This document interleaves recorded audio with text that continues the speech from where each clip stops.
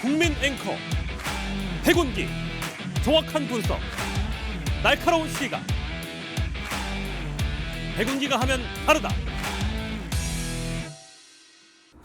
여러분 안녕하십니까, 백운기입니다. 이재명 대표가 단식 끝에 병원에 실려간 지 2시간 만에 검찰이 구속영장을 청구했습니다. 이제 전국은 마치 마주보고 달리는 열차처럼 한 치 앞을 내다볼 수 없는 대결 국면으로 치닫고 있습니다. 야당은 내각 총사퇴를 요구하면서 한덕수 국무총리 해임 건의안을 제출했고, 윤석열 대통령은 미국에서 이재명 대표 체포 동의 요구서에 사인을 했습니다. 달리는 열차가 그대로 부딪히면 어떻게 됩니까? 다 죽습니다. 지금 누가 더 잘못하고 있는지, 다음 달 11일 강서구청장 보궐선거가 그 심판 역할을 해줄 수 있을까요? 생방송 백운기의 정치본색 출발합니다. 50만 구독을 넘어 100만으로 직행하겠습니다.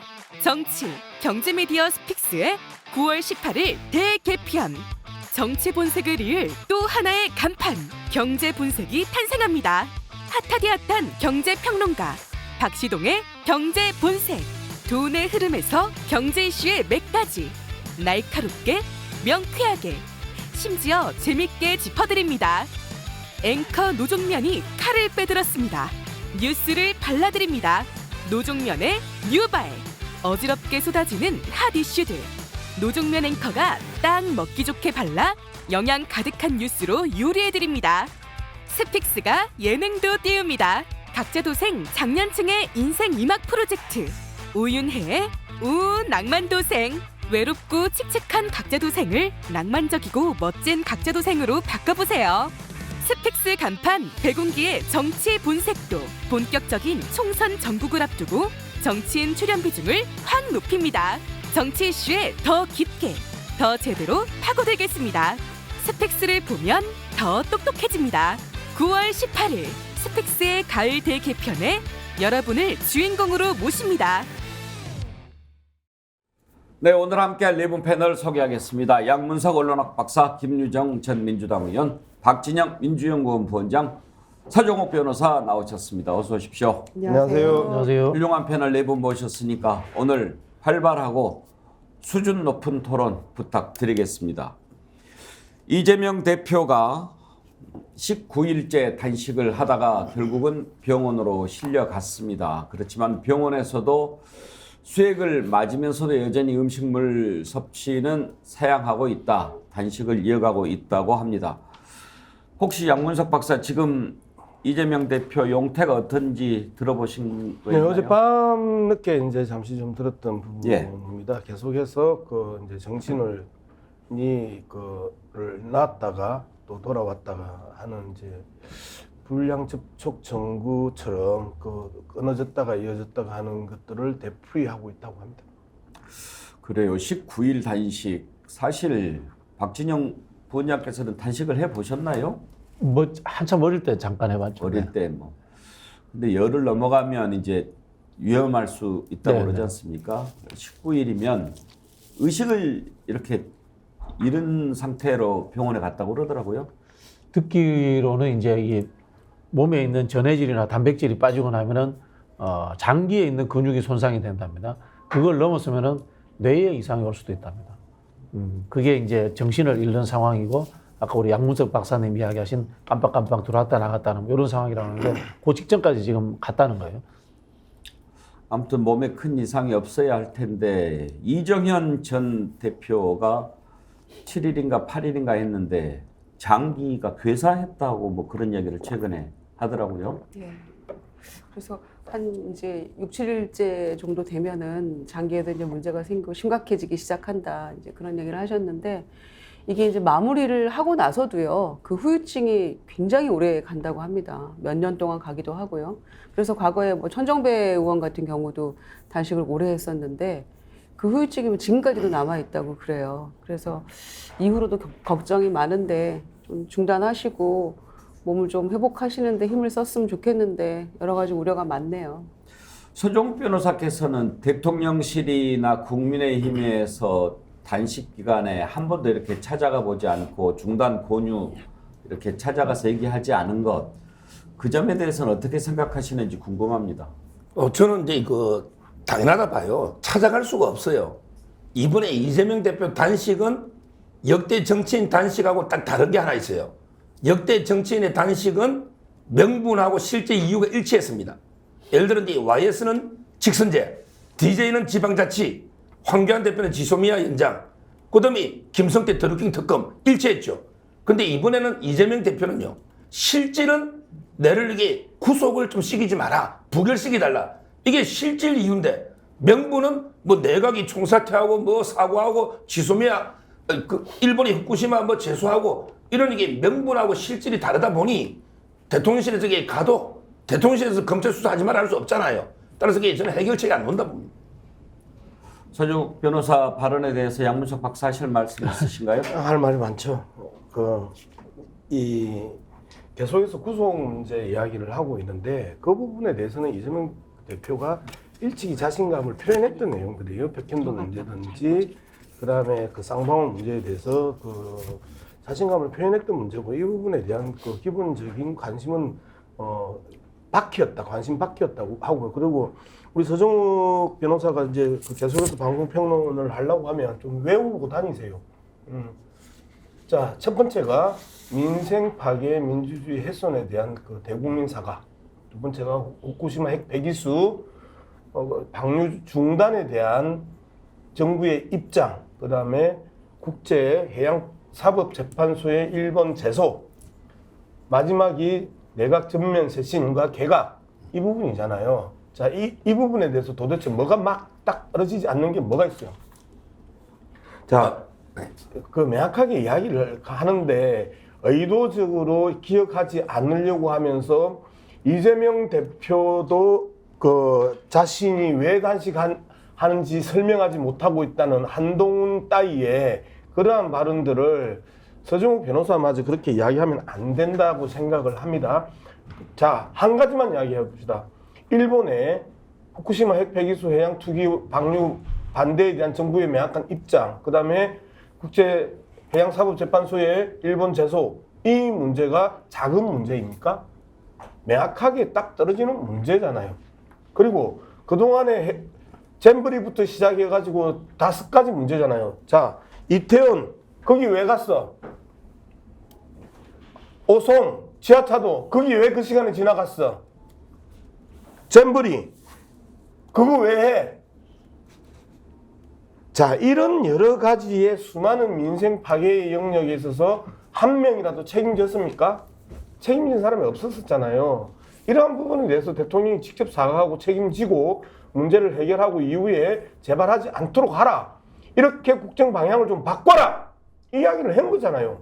뭐가 설명이 안 되고 기본적인 관심이 없는 거잖아요. 의도적으로 뭉개는 거잖아요. 의도적으로 기억하지 않으려고 하는 거잖아요. 그런 부분에 있어서 이재명 대표의 단식을 그런 식으로 폄하하면 안 된다. 저는 그렇게 생각합니다. 제가 여기 한 말씀 드리면 지금 이제 후쿠시마 제소해라. 이게 저번 주 토요일 날 민주당이 비상의총을 했죠. 거기에 5개항을 결의했어요. 근데 후쿠시마 이야기가 한마디도 없어요. 이게 제가 보기에 제일 중요한 구체적 요구잖아요. 근데 민주당이 토요일 날 비상의총 아실 겁니다. 후쿠시마 이야기 없어요. 5개항 중에. 그러나 이게 정치검찰, 독재검찰 1인 이야기가 있다는 거. 이걸 제가 말씀드리고. 자, 두 번째. 지금 이게 구속영장이 청구된 날하고요. 병원에 간 날이 일치합니다. 이게 우연입니까? 지금 이게 이재명 대표가 해서 우연이 지금 큰 게 4개예요. 김성태 쌍방울하고 이화영 부지사가 심양에 만난 것도 우연히 심양에서 만났더니 김일성에 만났다 했어요. 김만배 씨하고 신앙림 씨도 15년 만에 우연히 전화 왔다 했어요. 그 다음에 우리 그 천준호, 박찬대 이분이 이화영의 40년 전에 이우열 만났더니 부인이 우연히 전화 왔다 했어요. 이 하나 우연도 로또 복권보다 어려운데 이 4가지가 전부 우연입니까? 이재명 대표 영장 없었으면 단식했을까요? 윤석열 정권이 무도하고 잘못했으면 옛날에 후쿠시마 할 때 그때 단식하지 어떻게 우연히 이게 일치할 수가 있습니까? 최고의 우연은 서울에 집이 450만 채 있는데 그중에 김만배 씨 누나가 윤석열 대통령 아버님 집만 골라서 어떻게 450만 분의 1로 구매해 주는지 그게 저는 최고의 우연이 아닌가 뭐 그런 생각이 들고요. 사실 두 가지인 것 같아요. 윤석열 대통령이 죽을 만큼 밉다. 민주주의를 파괴하고 민생을 짓밟고 우리 양무석 박사님 말씀하신 것처럼 일본에게 국익을 다 뺏기고 있다. 그런 윤석열 대통령이 정말 믿기 때문에 윤석열 대통령에게 국정을 쇄신하라. 보통 이제 우리가 총리 사퇴를 이야기하는 이유가 있습니다. 총리가 헌법상의 재청권을 가지고 있습니다.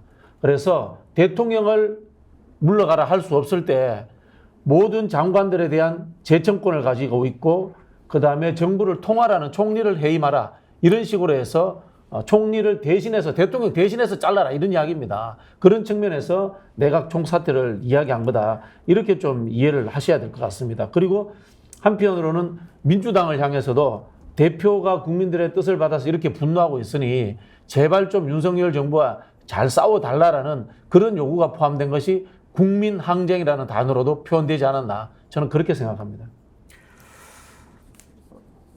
이재명 대표가 이렇게 오랫동안 단식을 했는데도 대통령실 정무수석 그리고 국민의힘의 대표나 원내대표 누구 한 사람 찾아가 보지도 않습니다. 혹시 병원에 입원하면 가볼까 했는데 김기현 대표 병원에 있는 동안에도 갈 생각이 없는 것을 드러냈습니다. 어제 최고위원회에서 했던 김기현 대표 발언을 한번 들어볼까요?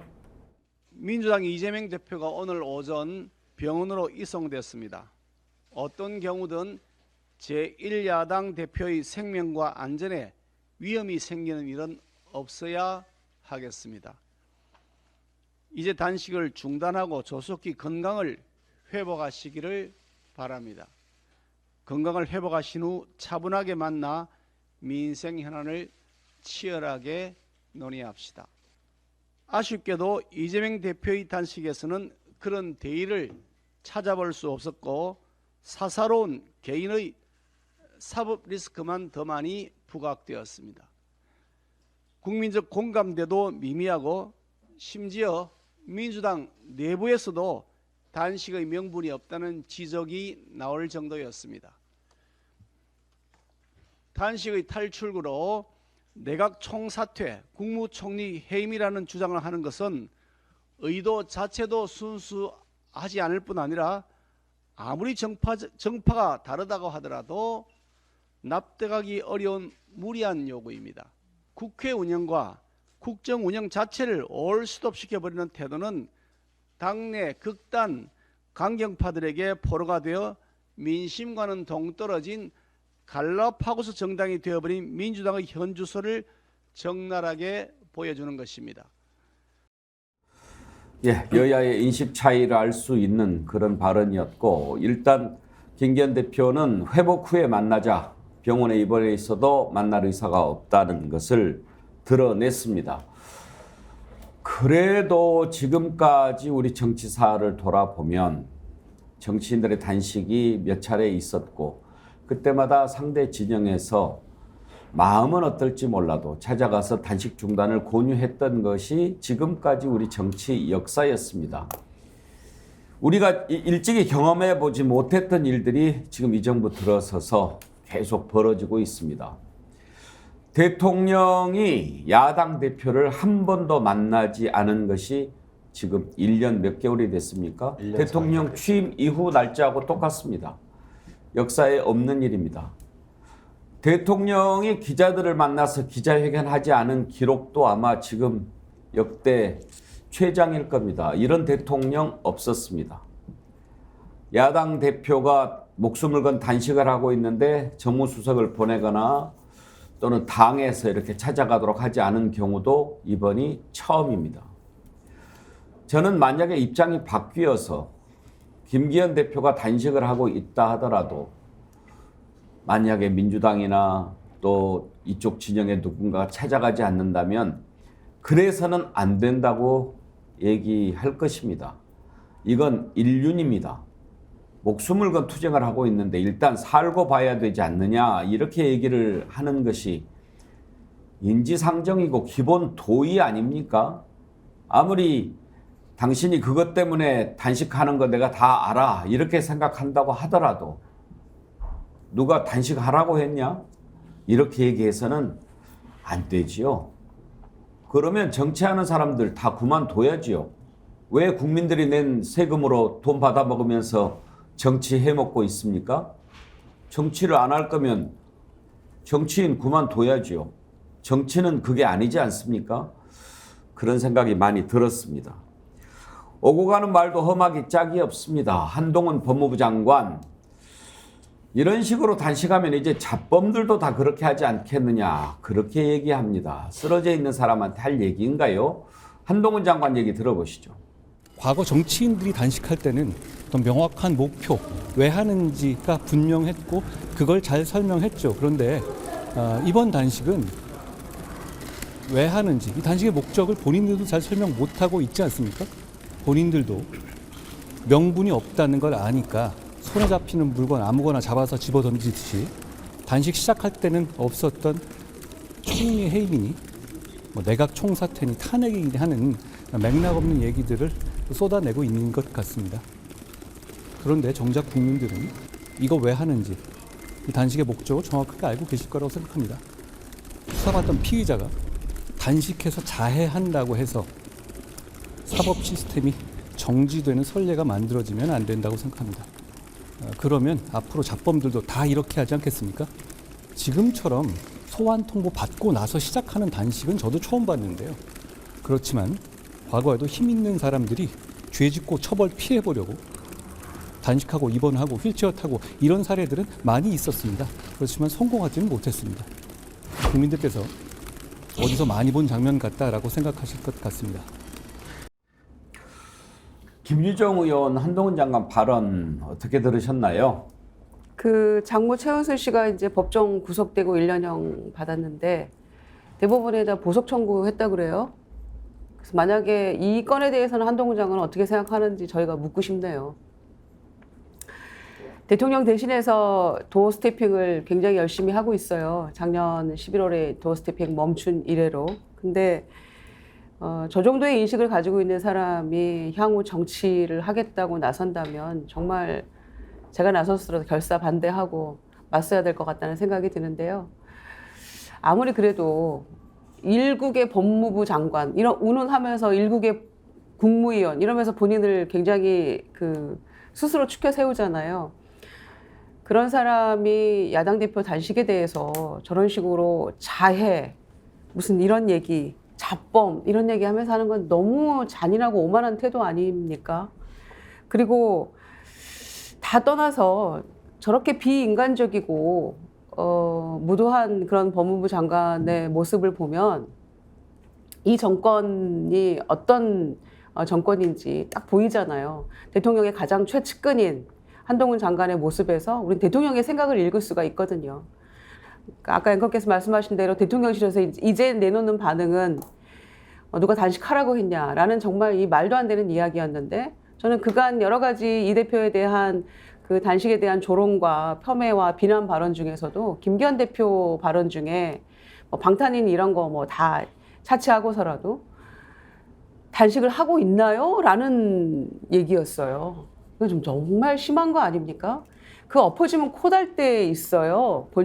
본청의 야당 대표와 그 여당 대표 방이 엎어지면 코달 때 있는데 놔두고 마이크 통해서 중단해라, 멈춘 다음에 보자 이런 식으로 얘기하는 거는 여태껏 김기현 대표가 해온 정치가 그런 식의 정치였는지 스스로 좀 돌아봐야 되는 게 아닌가 생각을 하고요. 이재명 대표 단식이 명분이 없다 이런 얘기도 합니다만은 우리가 왜 이걸 시작하게 되는가 좀 돌아봐야 한다고 생각합니다. 1주년 대표 취임 1주년 기자회견에서 결단한 부분에 대해서 얘기를 한 거잖아요. 근데 대표가 되고 나서 1년 동안 이것저것 다 해봤어요. 그런데 대통령은 국회에서 어렵게 법 통과시키고 나면 거부권 행사로 다 이걸 수포로 만들어 버립니다. 그리고 법 위에 선 시행령을 가지고 이것도 하고 저것도 하고 다 하고 있어요. 특히 법무부가 앞장서서 그렇게 하고 있죠. 이런 모습 보면서 야당으로서 숫자는 많지만 굉장한 무력감을 느끼는 거거든요. 그래서 이거 내가 나서서 이 정권에 맞서서 이거라도 해야 되겠다. 할 수 있는 게 정말 이게 최선이다. 이런 얘기하면서 결단하고 시작했던 것인데 그게 설사 정권 입장에서 탐탁지 않고 마음에 들지 않더라도 세상에 이쯤 되면 누구라도 찾아와서 얘기하고 멈추라고 얘기하고 손 붙잡고 잘해보자고 얘기하는 게 그게 인지상정이거든요. 그런데 그조차도 하지 않으면서 어떻게 국민의 눈물을 닦아주겠다고 본인들이 큰소리 칠 수 있는지, 이재명 대표 손 잡아주고 위로하고 멈추시고 함께 합시다, 함께 얘기해 봅시다라고 하는 것이 바로 이재명 대표에게 지지했던 1614만 7천여 명의 국민이 이재명 대표인 것입니다. 그 뒤에 국민이 함께하고 있는 거거든요. 그런데 이거를 깡그리 무시하고 이런 식으로 비난하고 조롱하는 태도를 지금 20여일간 보이고 있는 이 모습 보면서 과연 이 단식에 대해서 뭐 국민들께서 어떤 시각으로 각자 판단하시든 간에 이건 인간적으로 이럴 수는 없는 거다. 이 비정함에 대해서 비판하지 않을 수 없다고 생각합니다. 한동훈 장관의 발언 듣고 많은 분들이 글을 주셨는데, 조영애님, 그러는 한동훈은 얼마나 떳떳한지, 대통령은 얼마나 떳떳한지, 이 정부의 고위 관료들은 또 얼마나 떳떳한지 이렇게 물으셨네요. 다올님, 다른 사람은 일개로 취급하고 자신은 일국이라고 말하는 그 말본새부터 구역질 납니다. 이꿍지님, 정치검사는 속도 위반 가지고도 압수수색할 겁니다. 그런 의견 주셨고요. 스파픽스 하이님, 법을 아는 사람이 법을 이용해 권력 남용하고 법을 어기고 이러면 됩니까? 무죄 추정의 원칙을 어긴 것 아닙니까? 아름다운 세상 바라게님, 이제 협치는 물 건너갔고 정부와 여당이 똑같은 생각으로 국가의 이익과 국민의 안전은 눈에도 없고 정상인 것이 한 개도 없습니다. 걱정을 많이 주셨습니다. 한 분만 더 소개할까요? 앤디님, 오늘도 나라 걱정하면서 하루를 시작합니다. 지난주 해외 볼 일이 있어서 다녀왔는데 현지의 지인도 나라 걱정 많이 하더군요. 그동안 자부심을 갖고 지냈는데 나라 망가질까 봐 잠을 못 이루고 있답니다. 해외에 계신 분들이 다 같은 생각 아닐까요? 예, 지금 이 상황을 보면서 걱정하는 국민들 많이 있으시죠.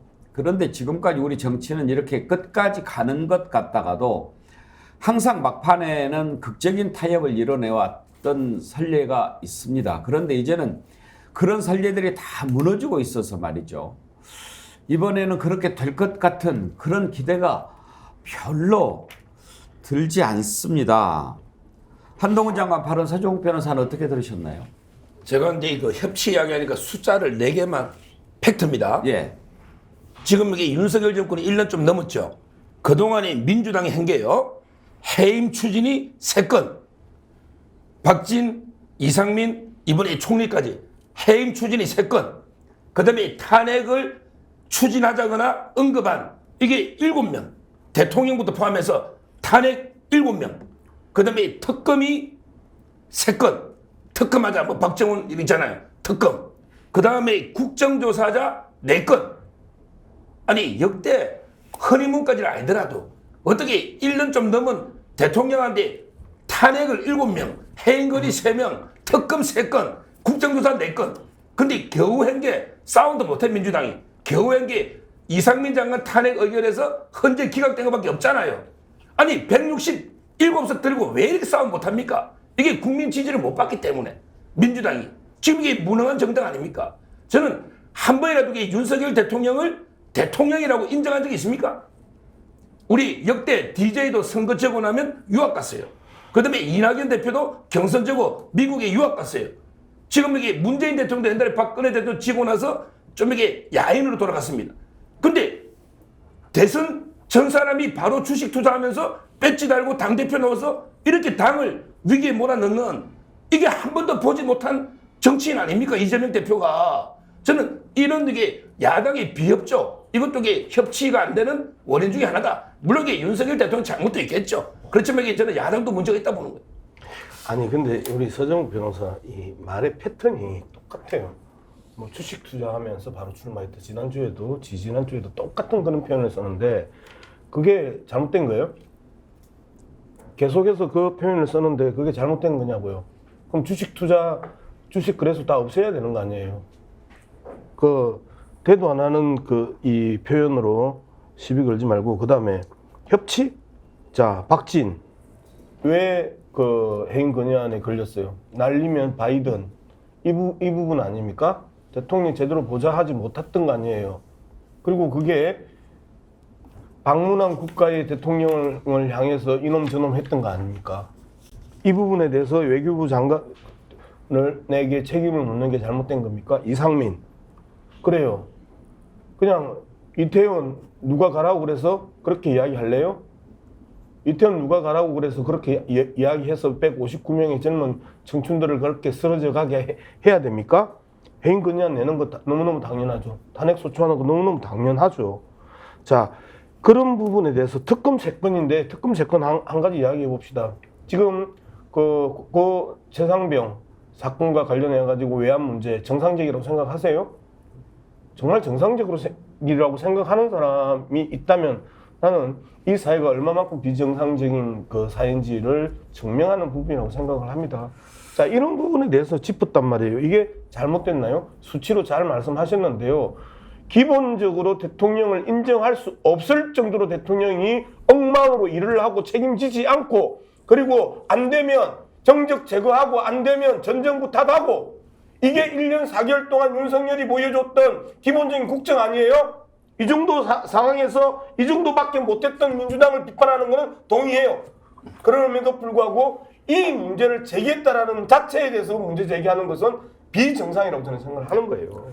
아까 서정욱 변호사께서 지금 민주당이 정부 여당에 협조는 하지 않고 해임 추진안 3건, 탄핵 7명, 특검 3건, 국정조사 4건 했다 이렇게 사례를 들어서 지적을 해주셨는데요. 그때 이런 안건에 대해서 여론조사를 실시한 게 있거든요. 과연 국민들은 어느 쪽을 더 많이 지지했는지 한번 찾아보십사 하는 말씀만 제가 드리도록 하겠습니다. 여기서 제가 한 말씀만 짧게 드리면, 근데 이 국민의 지지가 그래 높은데 왜 하나도 성공을 못합니까? 지금 이게 특검을 하나도 못했죠. 국정조사 하나도 못했죠. 탄핵 하나 이상민 장관 한 게 기각돼 버렸죠. 지금 이게 민주당이 167석 가지고 뭐 하는 겁니까?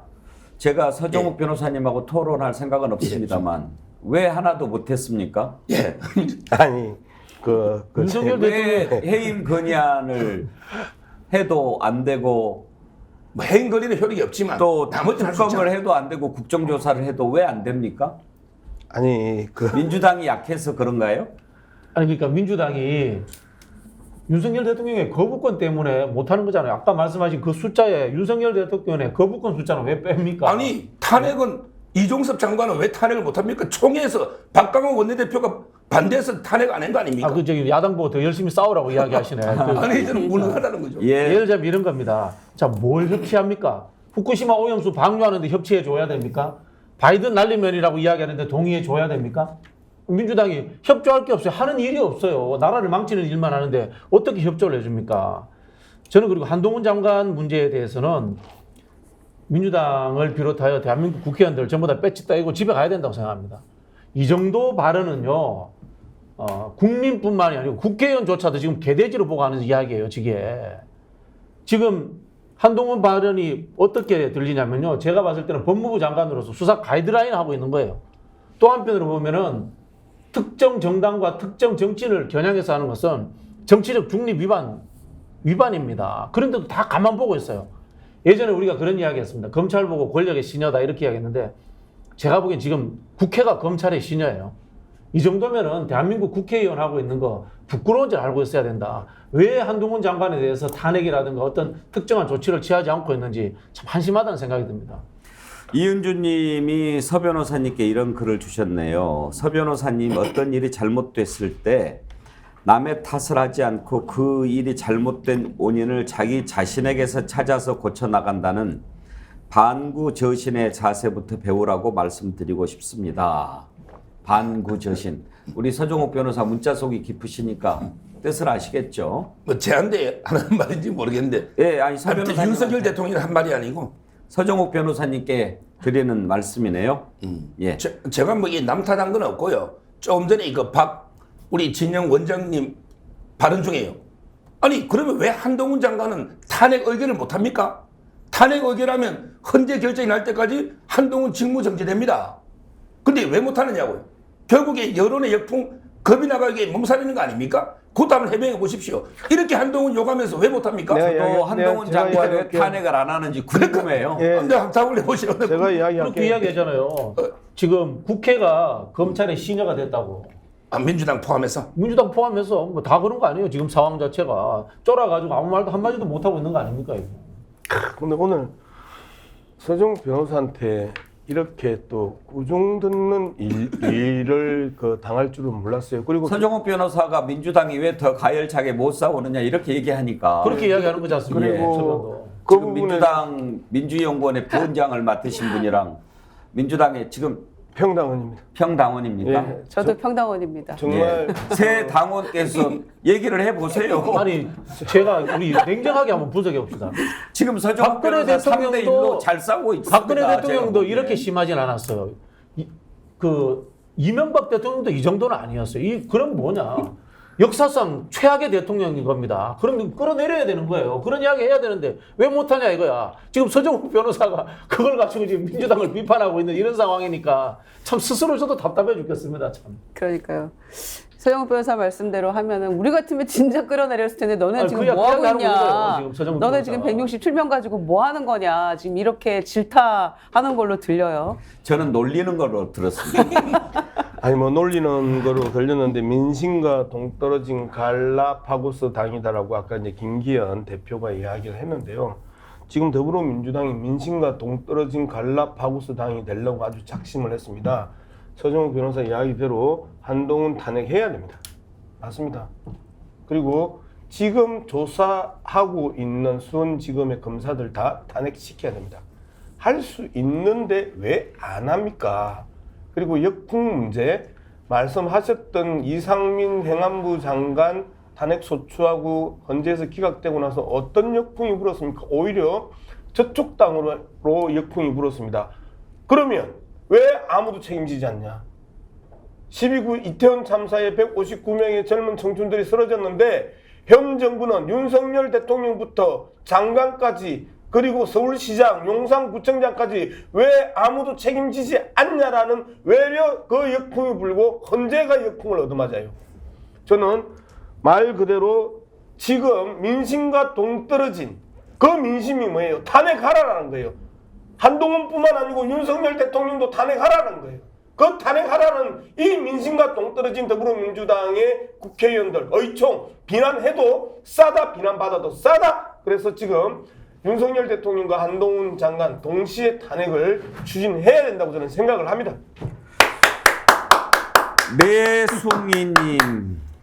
내숭이님이 댓글을 보내셨는데요. 내 나이 68세, 보복 정치는 나쁜 것이라 생각해왔다. 하지만 내가 처음 당해보는 부끄럽고 참담한 민주주의의 말살 정권 앞에서 난 생각을 고쳐먹는다. 기어이 정권을 되찾아서 지금보다 더 처절한 보복 정치를 해야만 우리가 소중히 일궈온 민주주의를 회복할 수 있겠다는 다짐을 하고 또 한다. 분노를 삼키며 그날을 위해 최선을 다하리라. 내 사랑하는 손주들을 위해서라도. 이런 글을 주셨는데요. 이런 생각을 갖고 계신 분들을 많이 봅니다. 그 전에도 여야가 이렇게 갈라져서 싸웠죠. 안 싸운 적이 있습니까? 그런데 이번에는 반드시 복수할 거야. 이런 말을 하는 사람들이 많아진 것도 일찍이 본 적이 없습니다. 그냥 여야가 항상 싸우는 것, 그리고 더 많은 지지를 받는 쪽이 정권을 잡아서 나라를 자기들이 생각하는 방향으로 끌고 가는 것, 이렇게 해오면서 우리 대한민국 역사가 발전해 오기는 했습니다. 그런데 지금처럼 마음속에 그걸 가만히 쌓아두고 챙겨두고 켜켜이 쌓아두면서 반드시 갚아줄 거야 라고 하는 사람들이 이렇게 많은 적은 본 적이 없습니다. 왜 이렇게 정오와 대결의 정치가 됐습니까? 저는 윤석열 대통령이 잘못하고 있다고 생각합니다. 이렇게 만든 것, 윤석열 대통령 책임이 제일 크다고 생각합니다. 대통령은 국민을 하나로 만드는 것이 가장 중요한 겁니다. 대통령이 대한민국에서 가장 중요한 것이 가치가 이념이라고 얘기해서는 안 됩니다. 가장 중요한 것은 하나 되는 것이고 미래고 먹고 사는 문제고 통일이지 이념이라고 얘기해서는 안 됩니다. 이념 앞에 모든 것이 다 묻어져 버리면 어떻게 대한민국이 하나가 될 수가 있겠습니까? 저는 이렇게 일을 가는 분들이 많아지는 것, 대통령 책임이 매우 크다고 생각합니다. 대통령이 그래서는 안 됩니다. 대통령이 어떤 자리입니까? 한동훈 장관의 이런 발언, 잡범 이런 표현을 쓰니까요. 민주당의 박범계 의원도 잡스럽다 이렇게 받아치더군요. 한번 들어봅시다. 한동훈 장관이 어제 단식한다고 해서 사법 시스템이 정지되면 다른 잡범도 그렇게 하지 않겠냐. 이런 요지의 발언을 했는데 어떻게 받아들이셨습니까? 아이고 잡스럽죠. 아, 이 발언이 잡스럽다는 말씀이십니까? 더 센 발언을 하고 싶지만 네. 제 입이 제 입의 건강함을 유지해야 되기 때문에. 그럼 뭐 반론할 가치도 없다 이런 말씀이십니까? 네, 물론이고요. 한동훈 장관이 고위직 검사일 때 소위 검은 유착과 관련해서 영장 집행을 하려고 하면 고위직 검사 출신으로서는 수사에 협력할 의무까지는 아니라도 네. 협력하는 것이 도리죠. 그래야지 다른 잡범들이 따라하지 않을 거 아니겠습니까? 근데 본인은 자기 아이폰 비번 안 풀었잖아요. 네. 그런 얘기 하면 안 되죠. 알겠습니다. 참 잡스러워. 그러면 손정표 사실 말씀 있으세요? 저는 이게 박범계 장관 법무장관 하신 분이 답답한 게요. 일단 이게 이재명 대표 보고 잡범이라는 게 아닙니다. 이재명 대표가 그렇게 하면 다른 이게 잡범들도 따라할 수 있지 않느냐 이런 표현이기 때문에 이재명 대표는 아니고요. 그리고요 우리가 이제 보통 그 범죄 분류를 할 때는 물론 이게 국사범하고 잡범으로 합니다. 예를 들어 이게 조국 장관 자기를 뭐 남영동에 끌고 와서 고문해라 민주화 투사 코스프레 하는데 조국 장관도 이게 범죄로 보면 잡범이에요. 제가 부형으로 보면 그럼 이게 뭐가 국사범이냐? 그런데 김대중 대통령 이런 분들이 민주화 운동하다 옥구를 치렀잖아요. 이런 분은 국사범. 그다음에 일반 횡령배의 뭐 위조 이런 게 잡범인데 근데 잡범이란 말도 안 했어요. 오히려 제가 옛날에 방송에서 이재명 대표 보고 잡범이랬죠. 그러게 법조인의 분류로서 국사범과 잡범 이거고요. 그다음에 두 번째 아이폰 있죠. 비밀번호 안 푸는 게 이재명 대표는 핸드폰 2개 압수됐는데 본인이 안 알려주잖아요. 그러면서 특강할 때 핸드폰을 뺏기면 안 된다. 핸드폰 버려야 된다. 핸드폰을 이재명 대표는 2개를 썼거든요. 근데 2개가 압수됐는데 비밀번호를 안 알려주고 못 풀었어요. 이 원조는 이재명 대표고요. 그다음에 한동훈 장관은요. 이게 그때 채널A 사건이거든요. 상대 이동재 기자 핸드폰을 통해서 이미 문자 내역이나 다 공개가 됐었어요. 그러니까 이게 불필요한 별거니까 싶어서 안 가르쳐주는 거죠. 전액이 다르다는 거예요. 아니 원조가 또 이렇게 쓰이리 남 탓하는 때 우리가 그 맛집의 원조, 충무김밥의 원조, 부대찌개의 원조는 많이 들어봤어도 원조를 또 남 탓하는 데 쓰는 또 원조는 또 처음 들어보네요. 자, 그 잡범이라고 표현하지 않았다. 그러면 지금 이야기했던 그 사례들은 다 잡범이라고 이야기했잖아요. 방금 본인 스스로가. 그렇게 그 방어한다고 해서 방어가 될 일이 아니에요. 잡놈한테는 잡놈이라고 이야기해야 되고 잡범한테는 잡범이라고 이야기를 해야 되는데 자, 그 맥락을 보세요. 단식을 자해라고 했단 말이에요. 자해. 그죠? 그 다음에 그 앞에 또 발언이 있습니다. 절도 사기꾼이라고 표현을 해요. 그 다음에 뒤로 이제 와서 잡범이라는 표현을 씁니다. 기본적으로 이재명 대표를 향해서 쏟아붓는 한동훈의 그 이 잡스러운 잡놈의 그 발언을 계속해서 우리는 듣고 있었잖아요. 저는 잡놈한테 우리가 기대할 건 없다. 그리고 바로 저는 잡놈은 바로 탄핵시켜야 된다. 난 그렇게 생각을 합니다. 왜? 저렇게 정치적 발언을 갖다가 대놓고 자랑스럽게 자신들의 지지자들 태극기 부대를 향해서 쏟아내는 저런 잡놈을 향해서 우리가 계속해서 장관으로 인정하고 가야 되냐 말이에요. 저는 잡놓으면 바로 탄핵시켜야 되는 거예요. 한동훈 장관이 지금 그 검경 수사권 조정에 반하는 수사준칙 그 대통령령을 지금 만들고 있거든요. 만약에 그게 된다면은 저는 법률 위반으로서 분명히 이제 탄핵할 수 있다고 생각이 되고요. 그럴 때는 진짜 한동훈 장관 표현대로 본인이 잡범이 아니고 그거는 아마 국사법이 되나요? 뭐가 되죠? 국기문란범이 되나요? 뭐 그래 될 수도 있으니까 본인은 잡범이 아닌 더 큰 죄목으로 수사받을 수 있어서 좋겠네요. 서종욱 변호사 때문에 도저히 참기 힘들다고 하는 글이 너무 많이 올라오는데요. 다 소개해 드릴 수는 없고 보물찾기님, 서종욱 변호사가 싫어도 참고 들어야 한다고 봐요. 끝까지 외면할 수는 없으니까요. 저쪽 진영은 더한 사람들도 많지 않습니까? 그렇죠. 근데요, 우리 정치 본색이 그래도 서종욱 변호사 같은 분들이 나와서 얘기를 해주니까 저쪽에서 안 잡아가는 게 아닌가 그런 생각도 듭니다. 그러니까 저희가 생각하기에는 정말 더한 사람들이 많을 거예요. 근데 서종욱 변호사가 그나마 양질이다 이렇게 생각하면서 얼마나 더한 사람들이 있을까를 생각하면서 싸울 준비를 해야 되는 거죠. 우리가 태세를 갖추는데 굉장히 많은 도움이 되고 계시고요. 서 변호사가.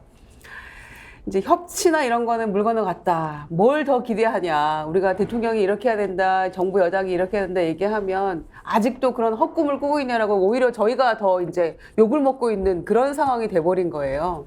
근데 대통령의 마지막 어떤 잘해보려는 마음일까요? 아니면은 내가 이렇게 하고 있다라는 걸 과시하려는 모습일까요? 그거는 그때 국회 시정연설 와가지고 여야 의원 할 것 없이 막 이렇게 자리를 다 이렇게 다니면서 악수를 했던 것, 그게 아마 처음이자 마지막 모습이 아니었던가 이런 생각이 드는데요.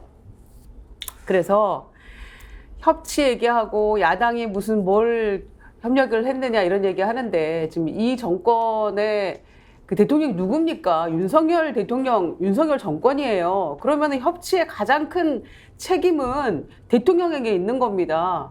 그런 야당을 반국가 세력으로 몰아붙이고 공산 전체주의 운운하고 이러면서 지금 그렇게 매도하고 있는데 어떻게 야당이 무슨 일을 잘해서 협치가 가능하겠어요? 잘해보자고 손 붙들고 도와주세요 하고 국회에서 법도 통과시켜 주시고 세수결선 59조 났어도 이거 좀 잘하게 해주세요. 뭐 이렇게 지금 빌어도 시원찮을 판 아니겠어요?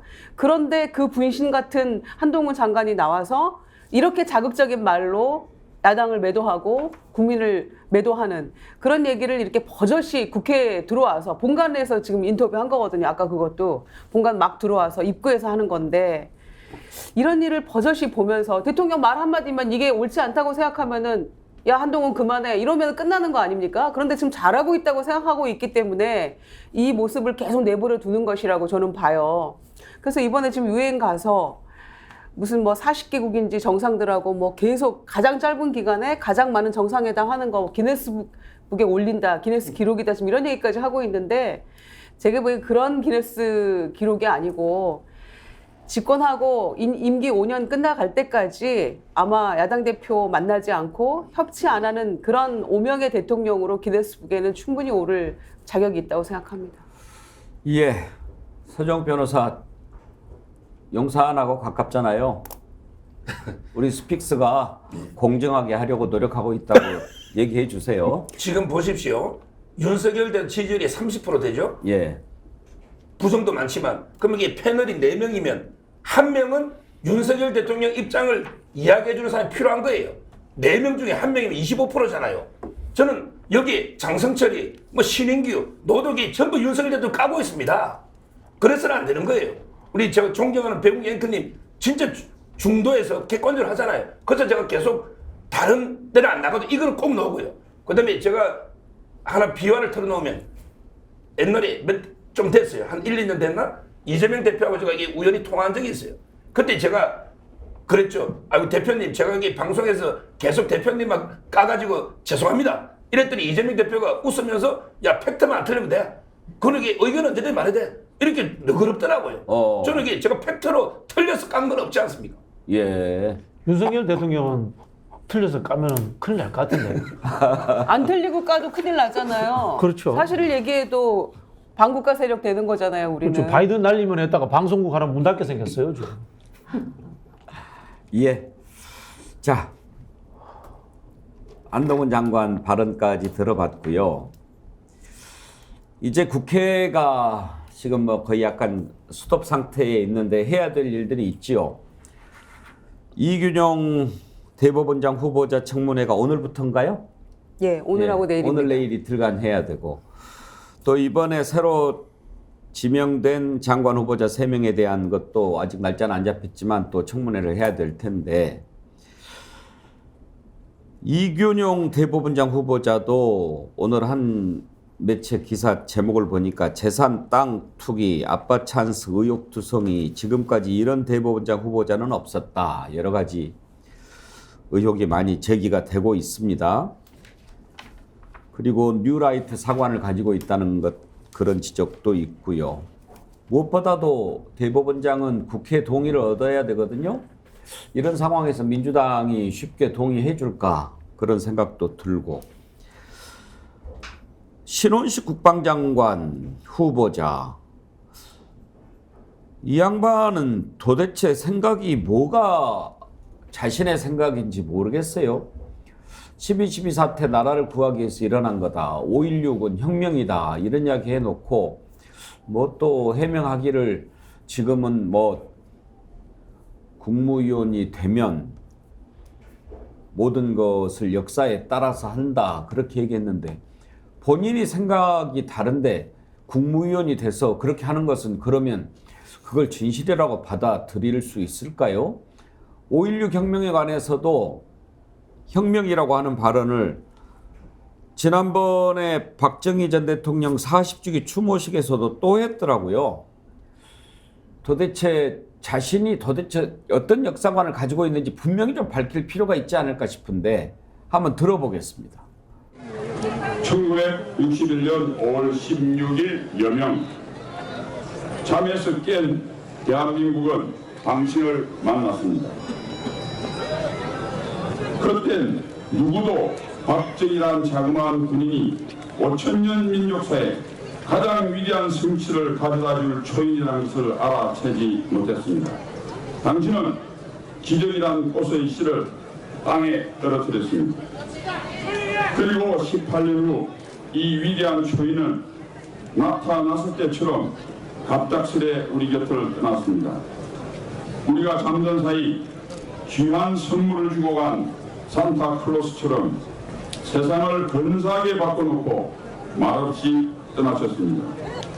5.16은 누가 뭐래도 문명사적 관점에서 위대한 혁명입니다. 5천년 넘은 문명을 마감하고 산업화 시대를 연 한국판 산업혁명과 생산성 혁명이었기 때문입니다. 5.16은 위대한 혁명이다. 자, 5.16 지난번에 혁명 발언했었는데 또 저렇게 확실하게 자신의 입장을 드러냈더군요. 서정국 변호사 한번 물어봅시다. 5.16 어떤 거라고 생각하십니까? 저도 이게 성공한 혁명으로 봐요. 예를 들어 이제 이거 5.16을 쿠데타라고 하는 사람을 그럼 장관식이 됩니까? 보수 진영에서. 이게 진보 진영과 보수 진영의 역사관이 다를 수 있는 거예요. 따라서 저는 보수 쪽에는 이게 누가 뭐래도 이승만, 박정희 아닙니까? 건국 대통령, 그 다음에 이 부국 대통령. 따라서 저는 저거는 이게 흠이 안 된다. 오히려 쿠데타라고 하면 제가 반대했을 겁니다. 5.16이 쿠데타라고 하면. 그런 게 보수 진영의 역사관이 아니다. 저는 이래 봅니다. 그러면 예. 12.12는 어떻게 봅니까? 12.12. 그거는 저는 이게 그거는 군사 반란을 봐요. 저는. 그건 군사 반란을 봐요. 왜 12.12는 군사 반란이고 5.16은 혁명인가요? 예를 들어 이제 그 위화도 해군 예를 들어 이성계가 있다. 이런 게 크게 보면 순간적으로 보면 이게 군사 반란 쿠데타처럼 보이도 오래 집권하면서 이게 역사를 발전시키고 나라를 이게 부강하게 하면요. 크게 보면 저는 5.16은 혁명으로 볼 수 있는데 12.12는 이제 좀 다르죠. 그거하고는 이게 직접적인 군사 반란이기 때문에 저는 12.12에 대해서 신원식 장관의 생각은 반대합니다. 쿠데타의 뜻이 뭡니까? 쿠데타. 예. 그거는 이제 그 법을 어겨서 뭐 예를 들어 이제 그 군이나 공무원들이 법을 어겨 가지고 이제 그 정권을 찬탈하는 이런 게 쿠데타죠. 무력으로 합법적인 정부를 뒤집는 것을 쿠데타라고 하거든요. 그렇죠. 근데 위화도 해군을 쿠데타를 해봤자 무슨 의미가 있냐. 조선이 건국됐잖아요. 조선이 위화도 해군도 쿠데타죠. 그때 우왕이 최영 장군이 이성계를 보냈는데 위화도에서 돌아왔잖아요. 이게 보면 쿠데타예요. 근데 위화도 해군을 누가 쿠데타를 합니까? 성공해서 500년 조선이 왔잖아요. 그렇다면 이게 저는 그런 무익한 논쟁이에요. 그러면 군을 이용해서 군사력을 동원해서 군을 동원해서 정권을 찬탈하고 나중에 그 일을 잘 해내면 그냥 그것은 다 용서가 되는 겁니까? 그러니까 보는 관점에 따라 저는 보수 진영이냐 진보 진영 그게 답은 없는 거예요. 역사는. 그러면 전두환이 정치를 잘해서 대한민국을 부강한 나라로 만들었으면 12.12도 혁명이라고 봐야 되는 논리가 아닙니까? 근데 전두환 대통령은 이게 퇴임하고 나서도 또 단죄를 했지 않습니까? 광주 확살부터 그런 게 계속 제일 중에 범죄가 있었지 않습니까? 이거하고는 조금 다르다는 거죠. 자, 그러면 정리를 하면 지금 신원식 국방장관 후보자 5.16 혁명이라고 하는 발언은 동의하나 12.12가 나라를 위해서 일어난 것이다라고 하는 인식에는 동의하지 못한다. 그러면은 저분을 어떻게 생각을 해야 될까요? 저분을요? 예. 신원식 장군요? 예. 신원식 장군 자체는 저는 이게 적임자라 봐요. 강력하게 대북관이 있고요. 그리고 이 국방부 장관은 잘 싸우면 돼요. 북한하고. 잘 싸우면. 따라서 이게 저는 신원식 장군은 뭐 괜찮은 분으로 봐요. 좀 북한하고는 잘 싸우는데 여쭤볼게요. 국방부 장관이 군을 이렇게 지휘하지 않습니까? 그러면은 12.12 군사 반란을 나라를 위해서 일어난 일이라고 생각을 갖고 있는 사람이 군을 지휘한다면 그것은 어떻게 봐야 할까요?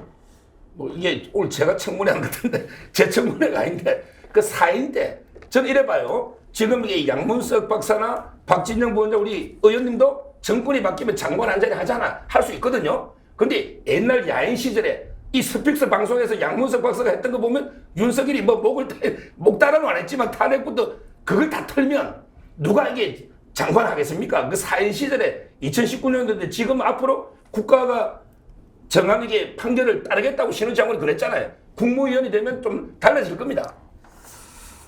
사적인 발언이니까. 아니 국방부 장관이 쿠데타를 혁명이라고 이야기하면은 자 군인들이 쿠데타 일으키면은 야 혁명이니까 만세 그러면서 윤석열 대통령 쫓아내는데 앞장서 주겠네요. 그런 거 아닙니까? 그리고요 5.16 문제에도 이렇게 말씀하시면 안 되는 게요. 박근혜 대통령조차도 5.16이 쿠데타입니까 혁명인가 이야기했을 때 제대로 답한 적이 없어요. 얼버무렸어요. 그런 장관 임명한 적이 없습니다. 역대로. 그거 잘 아셔야 돼요. 세상에 해와 달이라는 진리라는 것은 아무리 날이 흐리더라도 해는 해고 달은 달인 거예요. 그거는 정확하게 이야기해야 되는 겁니다. 아니 근데 12.12는 군사 반란이라고 서 변호사님이 생각하신다고 했는데 이 훌륭하게 여기는 이 신원식 후보자 같은 경우에는 12.12는 나라를 구한 일이라고 규정을 했어요. 그리고 전두환은 애국자라고 했거든요. 우리 정말 다 기가 막힌 그런 상황인데 이런 후보자가 국방장관으로서의 적임자라고 하니까 진짜 우리가 막 할 말이 없어져 버리는 거죠. 그래서 여러 가지 심각한 문제가 있다고 보고요. 특히 저는 그 해병대 수사 외압과 관련해 가지고 진정한 군인이라면 그때 국방위원하고 그 의원 하면서 이 신원식 후보자가 정말 군을 질타했어야 저는 맞다고 보거든요. 그래야 참 군인이 아닌가 생각하는데 그런 부분들에서 오히려 이 박정원 대령에 대해서 뭐 정치하는 거냐 이러면서 질타하고 이랬던 것들도 막 새록새록 기억이 나는 거죠. 과연 이런 자가 국방장관으로서 자격이 있느냐. 우리 마음 놓고 자식을 군대 보낼 수 있느냐까지 이어지는 거죠. 게다가 용산 무인기가 용산 뚫었을 때 오히려 김병주 의원이 구글링해서 알아낸 그 자료들을 바탕으로 얘기한 것을 놓고 북과 내통했다 이런 얘기까지 서슴지 않고 했던 사람이거든요. 그러니까 이거야말로 윤석열 정부가 타도하겠다고 하는 가짜 뉴스이자 반국가 세력 아닌가요? 이런 그 가짜 뉴스 퍼뜨리고 괴담 선동하는 것은 그러니까 본인이 정확한 팩트를 가지고 얘기를 하라는 게 지금 주장하는 바 아닙니까? 그래서 굉장히 위험한 인물이다.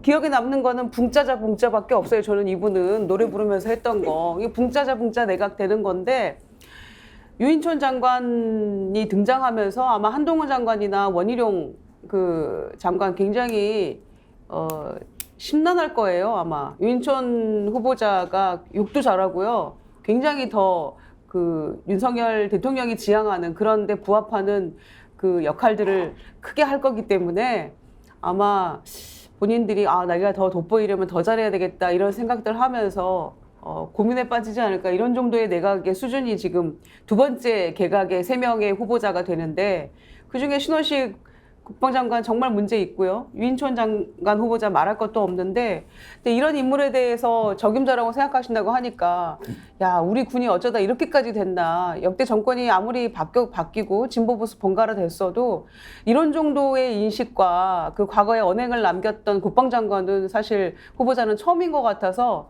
전부 다 걱정하고 있거든요. 원래 역사적으로 폭군은 간신과 같이 한 몸이거든요. 그래서 제가 봤을 때는 이번 인사라고 하는 것은 이종섭 장관을 꼬리 자르게 하겠다라는 목표에 의해서 아무나 막 앉힌 인사다. 야당을 향해서 막말 잘하고 아부 잘하는 사람들 우선으로 인사하지 않았나 그런 생각이 듭니다. 우리가 역사를 가르치는 이유는 잘못을 반복하지 않게 하려고 하는 그런 것도 있지만 역사가 흘러왔던 것들을 통해서 우리가 자녀들에게 어떻게 살아야 하는가를 제시하는 것도 있거든요. 그런데 아무리 잘못해도 나중에 성공만 하면 돼. 이걸 역사를 통해서 가르치려고 한다면 그 나라는 망합니다. 절대로 목적이 수단을 정당화하지 못하지요. 그리고 어떻게 성공했다고 해서 그게 쿠데타가 아닌 것이 되고 그럴 수 있을까요? 저는 그런 인식에는 결코 동의할 수가 없습니다. 쿠데타로 정권을 잡았죠. 그랬는데 나중에 뭐 나라를 부강하게 만든 공은 있다. 뭐 이렇게 볼 수는 있겠지만 그렇다고 해서 쿠데타가 혁명이 될 수 있다. 혁명은 그럴 때 쓰는 것하고는 좀 다르지 않나? 저는 그렇게 봅니다. 진보 보수를 떠나서 사학계에서 대충 이제 합의되는 부분들이 있습니다. 박정희 대통령은 쿠데타로서 집권했고 인권과 민주주의를 탄압했지만은 경제 발전에 공이 있다. 이 정도로 대충 합의된 수준이 있거든요. 그걸 벗어나는 것을 극우 정권, 극좌 정권이라고 하는 거거든요. 우리가 지금 이 정권이 극우 정권이라는 뜻이에요. 예. 신원식 국방부 장관 후보자 또 청문회에서 어떻게 입장을 밝힐지 궁금하고요. 김행 여가부 장관 후보자는 또 이런저런 의혹들이 많이 제기가 되는데 일단 김건희 여사와의 친분 관련은 본인이 좀 동문서답으로 답변을 했는데 그 부분은 그렇다고 치고 청와대 대변인으로 있을 때 공동 창업했던 온라인 뉴스 사이트 위키트리가 그 전해보다 4.5배 더 많은 정부 광고를 수주했던 사실이 드러났고요. 또 배우자가 5년간 9억 버는 동안 신용카드 사용액 신고액은 0원이다. 이런 부분도 나오고. 김유정 의원. 네. 그 사이에 어떤 일로 생업을 유지했는지 궁금했는데 뭐가 좀 많이 나오네요. 근데 5년간 9억을 벌었는데 현금과 신용카드를 안 쓰면 어떻게 생활을 하는지 저는 일단 기본적인 질문을 할 수밖에 없고요. 그리고 그 대변인 가면서 주식 백지 신탁해야 되니까 팔았는데 그걸 또 신우이가 샀다는 거잖아요. 그러니까 뭐 이런 하나하나들이 여당 내부에서조차 이게 지금 장관 갈 게 아니고 수사받아야 되는 거 아니냐라는 얘기가 나오고 있는 게 바로 이런 이유들 때문이라고 생각하고요. 근데 국민들이 딱 들었을 때 그럴만하군, 이런 이유가 있었군 하고 납득이 되는 얘기들이 좀 나와줘야 되는데 재산 뭐 주식 포함해서니까 뭐 162억인가 뭐 얼마 신고를 했고 유인촌 장관 후보자는 뭐 164억인가를 신고했더라고요. 그래서 뭐 100억대가 다 넘어야만 이제 이 후보 자격이 있는 것 같아요. 그래서 김건희 여사와의 친분설도 해명했는데 그것도 석연치 않고 뭐 또 다른 만남이 있었던 것들이 다 이제 사진이나 이런 정황으로 다 입증이 되고 있는 상황이고 또 해명하는 것들도 그러면은 그렇다라고 하면 이거는 거짓 해명 아니냐라고 얘기할 수밖에 없는 것이고 그런 만남이나 어떤 친분 관계나 또는 남편의 어떤 현금 사용, 카드 사용, 영원인 이런 신고 그간의 그 여러 가지 경제 활동이나 이런 것들은 그럼 어떻게 이루어지는 것인지, 법인카드나 뭐 이런 걸로 다 이루어지는 것인지, 여기에 대해서도 보통 사람의 삶과 너무 다른 동떨어진 이야기들이어서 과연 이게 어떻게 현실적으로 상식적으로 가능한가, 이런 의문을 품을 수밖에 없는 거죠. 그래서 후보자로서 청문회할 게 아니라 이거는 수사받아야 한다는 여당 내부의 목소리가 오히려 맞는 게 아닌가 싶어요. 그리고 그런 석연치 않은 어떤 재산 관계나 또는 뭐 권력자와의 친분 관계나 이런 걸 떠나서도 여성부 장관으로서의 그럼 자격은 있는 것인가라고 저는 근본적인 질문을 던져보는데, 무슨 극적으로 어떻게 탈출을 하겠다는 건지 모르겠습니다만은 여성부의 그 여가부의 직원들 입장에서는 좀 기가 막힌 장관들을 지금 두 번째 맞이하는 셈일 겁니다. 없앤다고 큰소리 치는데 장관은 계속해서 임명하고 그 장관들의 임무는 여가부를 없애는 것이다 라고 하면 그 여가부 직원들이 막 활짝 웃으면서 다 흩어질 수 있도록 만들겠다라는 게 지금 김혜영 후보자의 일성이었는데, 역대 어느 정권에서도, 그리고 세계사적으로도 이런 장관 후보자의 멘트는 찾아보기 어렵고요. 이런 마인드로 그러면 어떤 일을 하겠다는 것인지 이해할 수가 없죠. 그래서 빨리 정권 바뀌면 저희는 여가부 굉장히 크게 확대할 거고요.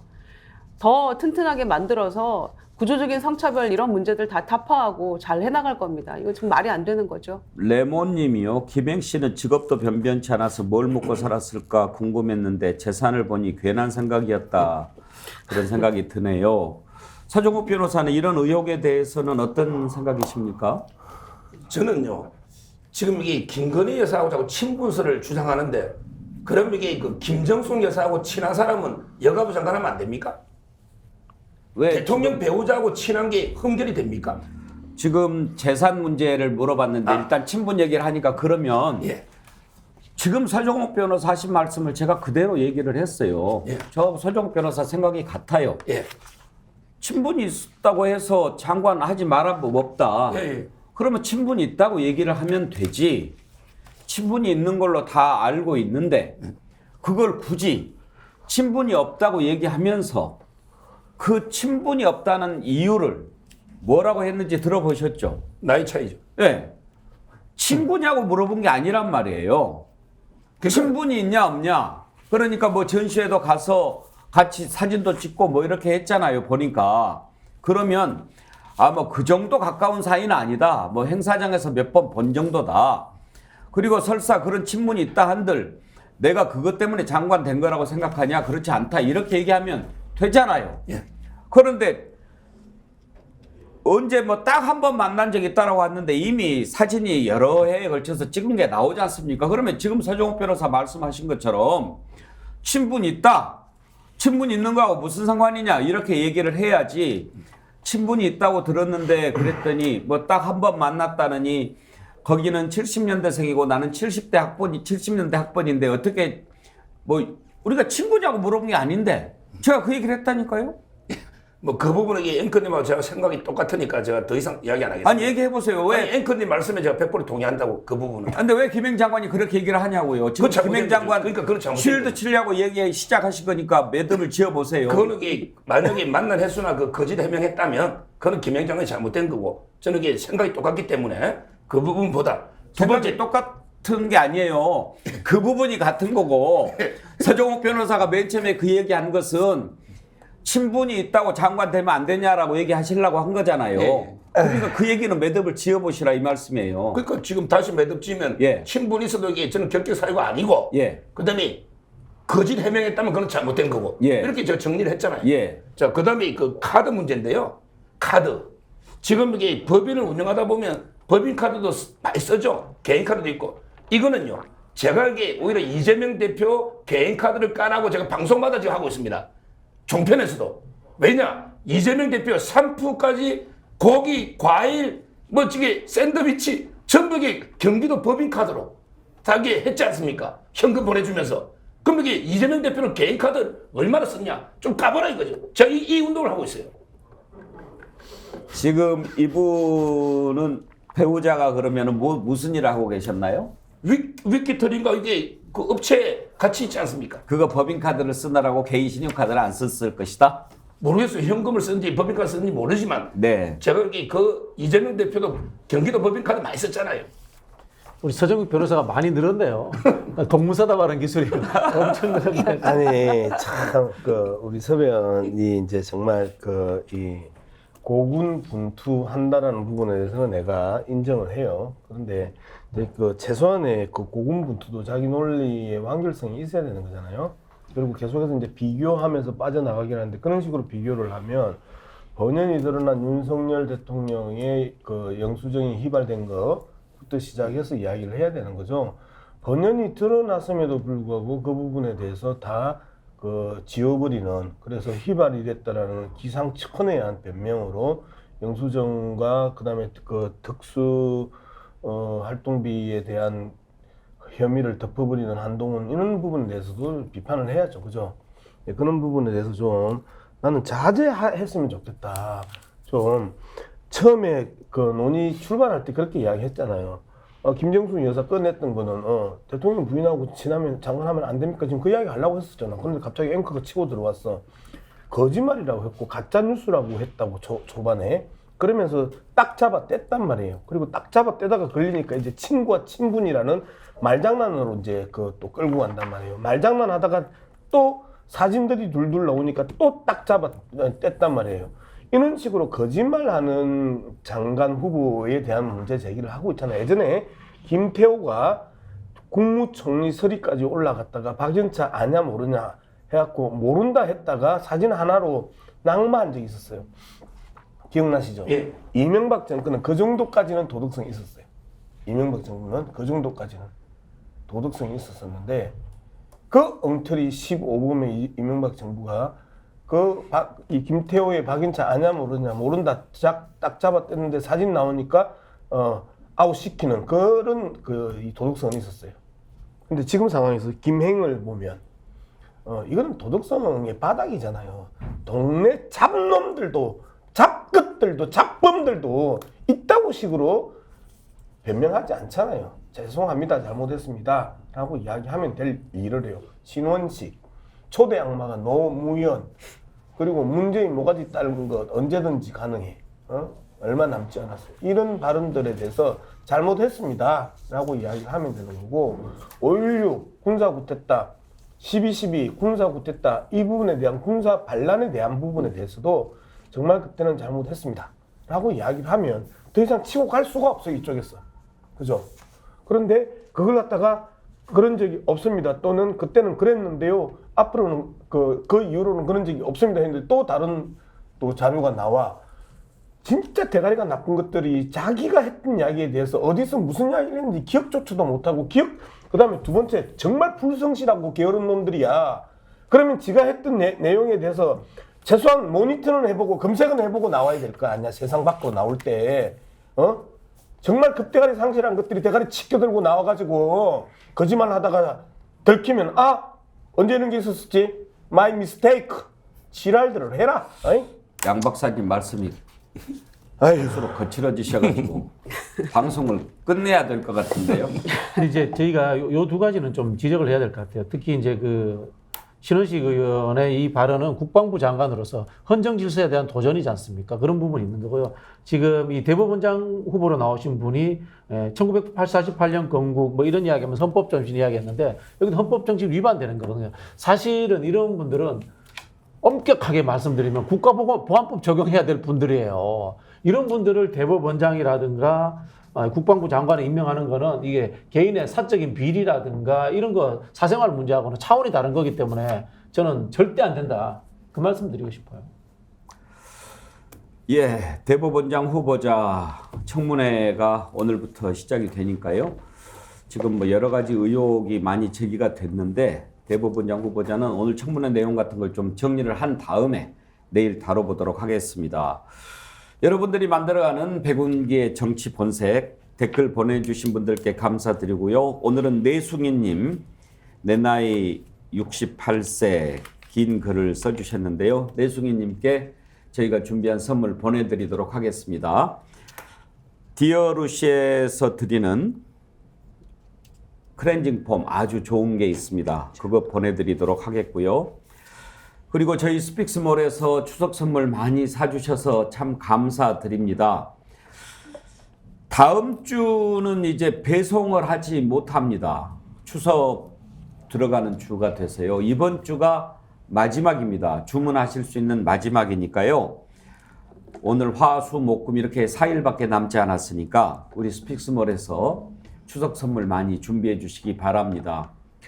그동안 저희들이 소개해드렸던 많은 제품 사랑해 주셔서 감사합니다. 굴비도 많이 사주셨고요. 자민경 홍삼 제품 참 많이 사랑해 주셨고, 호박약과 또 반건조 생선 세트.